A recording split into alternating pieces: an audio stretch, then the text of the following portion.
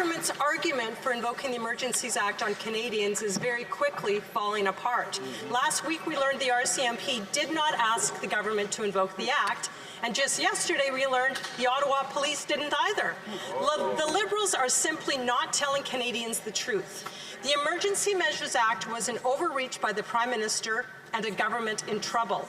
Their power grab was just another example of classic Liberal cover-up, deny, and blame. Isn't that the truth, Mr. Speaker? The Right Honourable Prime Minister. The illegal blockades in our cities and at our ports represented a threat to Canadian jobs, to trade, and to our democracy.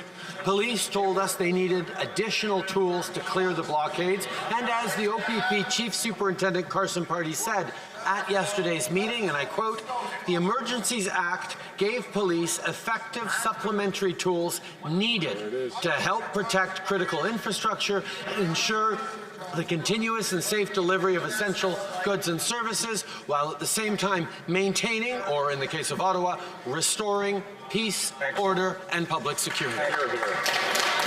The Honourable Leader of the Official Opposition. The Prime Minister's divisiveness is the reason the protests started, and his failure to lead is the reason it got worse. The Prime Minister called people names, he wedged, he divided, and then he spread misinformation.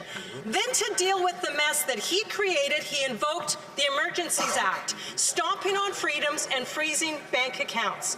Now he's covering up.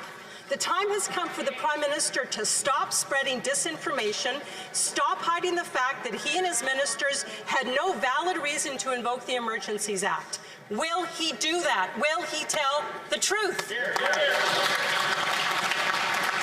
Right Honourable Prime Minister. Mr. Speaker, in February, when blockades and occupations disrupted our economy, hurt workers, and endangered public safety, we invoked the Emergencies Act to help bring them to an end. We've now announced the Public Order Emergency Commission, an independent public inquiry to examine the circumstances that led to the declaration being issued and the measures taken in response as required under the Act. I know that the leader of the Conservative Party, the interim leader of the Conservative Party, as well as members of the Conservative Party, may not want light shed on these events giving their support of these blockades, but Canadians want to know the truth.